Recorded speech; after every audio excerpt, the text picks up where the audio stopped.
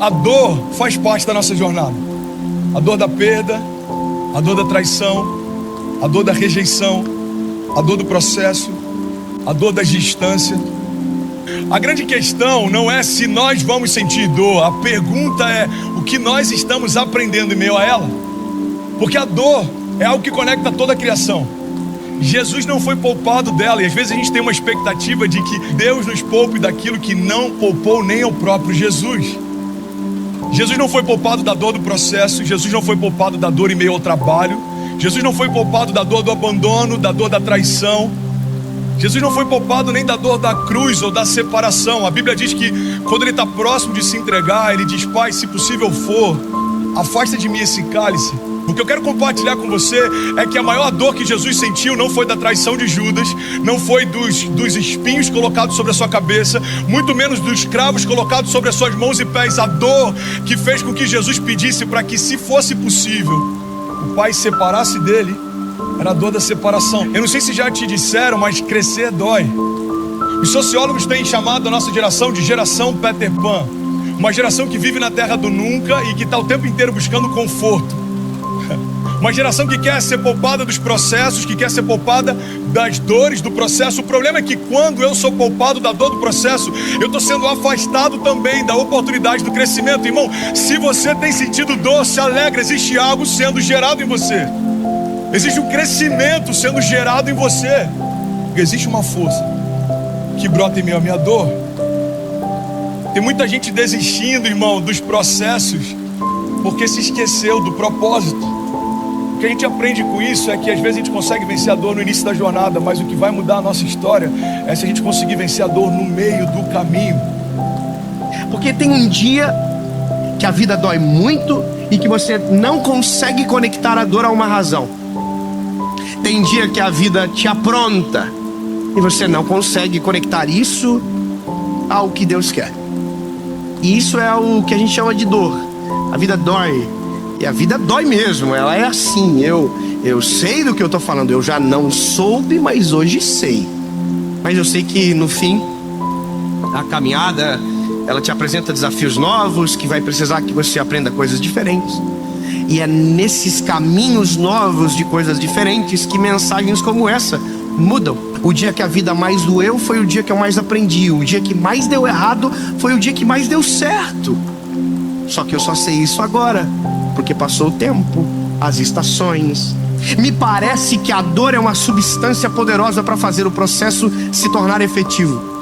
Me parece que as angústias ou as ardores da história são exatamente aquelas necessárias para fazer a gente aprender, para que quando chegue no endereço não perca o coração do início. Eu não aguento mais. É quando nós jogamos a toalha. É quando aquela dor e aquele sentimento e as destruições ao redor da minha vida, elas gritam e nós não aguentamos mais viver naquela situação. Algumas pessoas nesse tempo do não aguento mais se matam, tiram a sua própria vida. Outras tiram a vida do seu semelhante. Outras sabotam e minam tudo que está ao seu redor para ver se de alguma forma ele consegue salvar alguma coisa. É o tempo do eu não aguento mais. É quando nós dizemos: eu não aguento mais sentir a mesma dor. Eu não aguento mais me ver vivendo a mesma situação. Eu não aguento mais cometer os mesmos erros, de machucar as mesmas pessoas, de me machucar novamente. Eu não aguento mais perder tudo de novo e ter que começar tudo de novo. Eu não aguento mais me ferir. Eu não aguento mais viver à margem de mim mesmo. Quando você se sentir-se insegura, vacilante, com medo, olhe para Cristo, não olhe para si mesma. Se eu olhar para mim, vai ser um desastre. Se você olhar para você, você vai ser um desastre também. Você vai desanimar olhando para si mesma. Se olhar para Cristo, você estará olhando para a rocha inabalável. É nele que nós encontramos segurança, não em nós mesmos. Farinha de trigo. Você gosta de comer farinha de trigo? Crua. De jeito nenhum. Óleo, beber um copo de óleo, sal, uma colher de sopa de sal, uau, fermento, intragáveis ao paladar. Mas coloque tudo isso junto, misture muito bem, bata, amassa, sove, dê soco tudo isso, coloque no fogo. Qual o resultado? Um delicioso pão. Assim é com os ingredientes da nossa vida aqui, são intragáveis quando engolidos separados e crus. Mas no final nós encontraremos o verdadeiro sabor que Deus tinha reservado para nós lá na glória. Os dias vão se passando, você tenta até manter a fé, mas parece que as coisas não mudam. Você de repente frequenta, até chegou a ir em uma missa, um culto, para ver se algo mudava. Mas um vazio angustiante continua no seu coração. Como tatuagem, parece que essa apatia tomou conta do seu espírito. Para onde quer que você vá, para onde quer que você olhe, o que quer que você faça, você não consegue se libertar desse estado de ânimo. E o pior é que, pelo fato de estar já um bom tempo se sentindo assim, você foi se acostumando a ser uma pessoa assim. Mas você precisa se lembrar que nem sempre foi assim. Quando criança, você tinha ânimo, disposição, você brincava de tudo, era inclusive uma criança muito ativa, tinha alegria, ria bastante. Você cresceu e algo não saiu do jeito que você esperava. E isso criou um trauma, um bloqueio profundo dentro de você. Algo motivado de repente por uma perda, uma violência, uma injustiça, uma decepção. Mas olha, por favor, com todo respeito eu digo isso, mas eu conheço pessoas que já enfrentaram coisas bem piores e elas superaram. Se reencontraram com a alegria, com a fé, pois entenderam que a felicidade não é um sentimento, e sim uma escolha que você precisa fazer. Escolha. Você precisa escolher não mais permitir que tudo isso roube seu ânimo, a sua disposição, a sua alegria. Você precisa, na verdade, escolher não mais resumir toda a sua vida nessa experiência negativa que você teve. Você precisa escolher não mais se comportar dessa maneira. Ufa, eu me sinto sem forças para reagir, meu irmão. Eu não tenho mais ânimo mesmo, eu não consigo levantar desse buraco, eu não consigo seguir em frente. Sabe o que está te impedindo? O fato de você se concentrar apenas nas coisas erradas. Eu fiz um mau negócio no passado, perdi todo o meu dinheiro, sujei meu nome, o nome das pessoas que eu amava. Tive cobradores batendo na minha porta constantemente. Pensei que meu mundo realmente fosse desabar. Estava ali no fundo do poço. Percebi que a minha agonia aumentava dia após dia, pois eu ficava noite e dia e noite me perguntando: por que, Deus? Por que comigo? Por que comigo? Eu só queria sustentar a minha família, mais nada, Deus. Por que, Senhor? Me senti uma vítima, um pobre coitado. Foi quando eu entendi que isso só estava apenas me fazendo ficar girando, dando voltas, sem sair do lugar. Eu ali dentro de um poço, olhava em volta e só via terra, terra por todos os lados, terra. Foi então que eu olhei para cima e vi luz. E conscientizei que eu precisava entrar e me concentrar apenas nessa luz. Fixava meus olhos nessa direção. Às vezes vinha uma vontade de voltar para os lados, mas eu lutava firmemente contra essa vontade e seguia concentrado, focado na luz. Se olhasse para o lado, eu sabia que ia ficar desanimado de novo. Então fui olhando para cima, só para cima. Estava o meu nome sujo, mas e aí? Fazer o quê? Tinha perdido tudo. Pensei, ia adiantar o quê? Ficar chorando, remoendo tudo isso dia após dia. Percebi que Deus tinha uma razão maior para tudo aquilo e comecei a crer que Ele realmente iria me restaurar e restituir. E assim foi. Quando dei por mim, não estava mais no fundo do poço. Hoje eu vejo que se não tivesse passado por tudo aquilo, eu não estaria capacitado a fazer o que hoje eu faço. Minha vida financeira foi se equilibrando, minha vida hoje tem mais razão, mais sentido, mais significado. Não sou o mesmo que era antes. Sou mais forte, mais resistente. E com você também acontecerá a mesma coisa. Então, por favor, pare de olhar para os lados. Comece a olhar apenas para cima, a direção da luz. Pare de olhar para tudo que tem deprimido você. Pare de olhar para tudo que tem feito você sentir uma pessoa sem sorte, um pobre coitado. Pare de remoer os problemas, de reviver a toda hora, a todo instante o que aconteceu. Essa tristeza, essa apatia, essa agonia não nasceram com você. Você que de repente em algum momento deixou tudo isso entrar e fazer parte da sua identidade, mas hoje é o dia da sua libertação. A única coisa que está te aprisionando, fazendo você sofrer desse jeito, não é o que você passou, ou de repente é a sua situação de momento, mas é para onde você tem olhado. A dor não é um problema, o problema é viver algo vazio. A dor é um ótimo servo, ela serve você para que você seja cauteloso, mas ela é um péssimo mestre, porque ela vai definir quais são os seus limites e até onde você pode ir. Quantas coisas você teria deixado de viver se você tivesse parado quando algo começou a doer? Que é muito melhor a dor do crescimento do que a dor da atrofia. Irmão, eu prefiro doer, sentir dor porque estou crescendo, do que sentir dor porque parei de crescer. Você está comigo? Se a dor é quem começa a me liderar, eu só vou fazer aquilo que não dói, e aí eu não acesso a maturidade, porque eu preferi ficar numa zona de conforto. Vai doer o processo? Vai, então não quero. Vai doer o processo? Não, então eu não quero. O problema é que quando eu aborto o processo, eu aborto o milagre. Quando eu aborto o processo, eu aborto a promessa. A questão é se você vai deixar a dor parar você ou não. O que me sustenta no dia mau é uma visão e uma palavra. Visionários são homens que desenvolveram a capacidade de passear no tempo. Então eles foram no futuro, viram coisas e voltaram para o presente para contar o que viram. Todo visionário consegue ver além do seu tempo. Todo visionário tem uma visão que vai além das suas circunstâncias. Todo visionário consegue ver além da sua dor. Porque tinha dor na construção da arca, mas existia uma visão que fazia com que Noé não parasse. Tinha dor durante a jornada de Pedro, em meio a cativeiros e prisões, mas existia uma visão que fazia com que ele suportasse a sua dor. Você está num trabalho que você não faz o que você gostaria de fazer, você não está descansando como você gostaria de descansar, mas quando você lembra da sua família, você continua fazendo o que tem que ser feito. Porque a visão da sua família e do propósito pelo qual você faz o que faz é o que sustenta você no meio do processo. Irmão, se eu me esquecer da visão que Deus me deu para fazer o que eu faço, no primeiro combate, no primeiro conflito, eu paro de fazer o que eu estou fazendo. Por que tem gente que alcança o sucesso profissional e ainda assim se sente vazio? Porque não existe nada pior do que um sucesso completamente vazio de propósito. Você foi criado para criar algo eterno.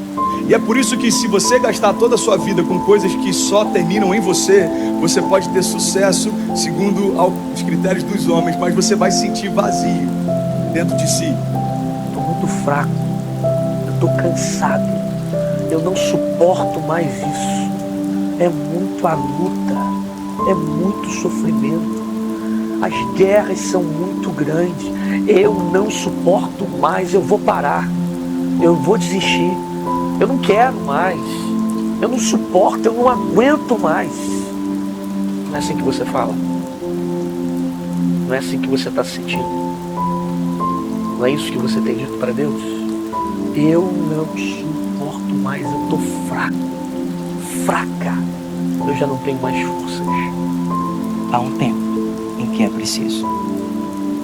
Esse tempo é um tempo da dor, é um tempo da desesperança. É o tempo da angústia. É um tempo do eu não aguento mais. Algo precisa acontecer na minha vida. Algo precisa mudar. Eu preciso abandonar as roupas usadas, que já têm a forma do meu corpo. Eu preciso esquecer os meus caminhos, que me levam sempre para os mesmos lugares. E se você está dando esse suspiro e dizendo, eu não aguento mais, eu queria dizer para você que você não está sozinho. Você não está sozinho. Pessoas e histórias falam de você. Não importa o que você tenha feito, não importa que pecados você tenha cometido. E muitas vezes eu errei, muitas vezes eu não fui fiel como deveria, mas Ele nunca deixou de ser fiel a mim. Então eu quero dizer para você que se o inimigo está dizendo que você não tem jeito, eu quero te dizer que tem jeito sim, porque ele tem poder para quebrar as cadeias da tua vida, para quebrar as drogas, para quebrar, sabe, os pecados, para quebrar esse sentimento de rejeição, de dor, o ódio, o medo. Eu quero dizer que ele te ama. Não tenha medo do processo, não tenha medo do projeto inicial, corra atrás dele. Mas o seu processo acontece mesmo é lá na sua vida, no seu dia a dia, a nos convencer de que nós podemos, de que a vitória está nos oferecida, que a vitória está diante de nós. E não peça ao grande arquiteto que faça modificações na planta para simplificar. Não, peça a ele forças para agir do jeito certo para chegar ao lugar. Isso é coisa de fraco. Dá para derrubar essa paredinha aqui que está me incomodando? Não. Passa, descobre um jeito de passar por ela. Dá para tirar o mar da frente? Não. Põe o pé na água. E aí você vai ver o que vai acontecer. Dá para derrubar as muralhas? Não. Grita na beirada dela. Essa metáfora é linda. Insista. Grita o quanto você pode até abalar as estruturas desta muralha que está impedindo você. Não tenha medo do processo, não tenha medo do projeto inicial. Corra atrás dele. Corra atrás daquilo que é honesto, daquilo que é puro, e você não vai ter outro destino senão tornar-se puro também, purificar aos poucos a sua vida, o seu coração destes excessos que lhe enchem de medo. Eu sei que tem horas que parece que a gente não vai aguentar mais. Eu sei que tem horas que parece que a gente não vai suportar mais. Mas a Bíblia diz que o poder de Deus se aperfeiçoa sobre a nossa fraqueza. Você não experimenta o poder de Deus quando você está forte. O poder de Deus você só vai experimentar quando você estiver fraco. O poder de Deus só se manifesta, só se apresenta quando você não tiver mais força. É isso que Deus disse para Paulo, quando ele disse: Senhor, 3 vezes eu pedi para que arrancasse o espinho da carne, o Senhor não tirou.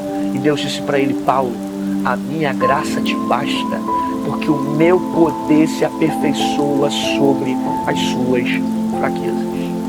Eu sei que você está fraco, eu sei que tem hora que você não suporta, mas é nesse momento que o Espírito de Deus vai se apresentar a você e vai te fortalecer e vai fazer com que a força dele se manifeste em meio às suas fraquezas. Isso que o mesmo Deus disse: diga ao fraco, eu sou forte.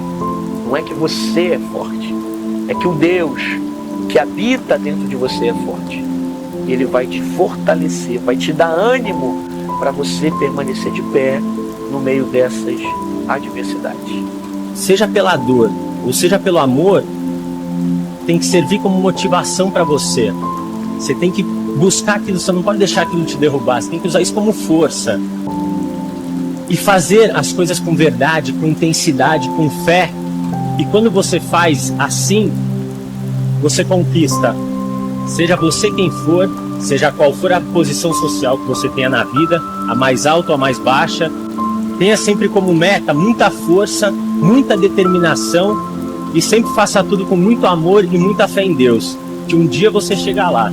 De alguma maneira, você chega lá. Seu pior inimigo é a natureza pecaminosa que está em você, que tenta todo dia te levar para longe de Deus.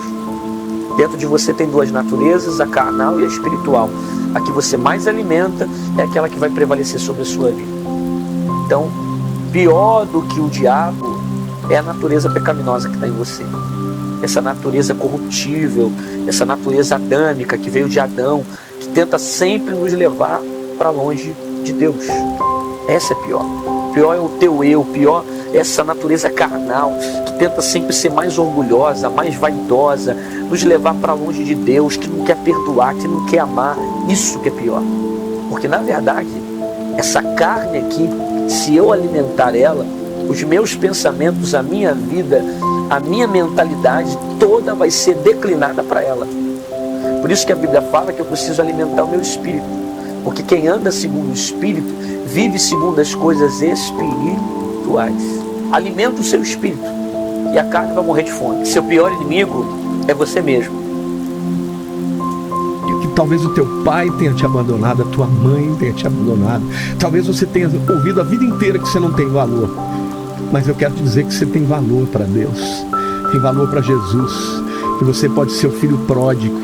Talvez você já tenha sido uma pessoa que amou a Deus, uma pessoa que viveu para Ele, hoje está distante, está atolado no pecado, ou então está aí sem saber que Ele se importa com você. Eu quero te dizer agora que, em nome de Jesus, todas as cadeias que estão sobre a tua vida estão quebradas, porque há poder no nome de Jesus. E eu uso este nome agora para declarar salvação. Não importa qual seja o teu problema, qual seja a guerra que você está enfrentando, Ele tem poder e Ele te ama. Ele te ama a ponto de ter dado a vida por você.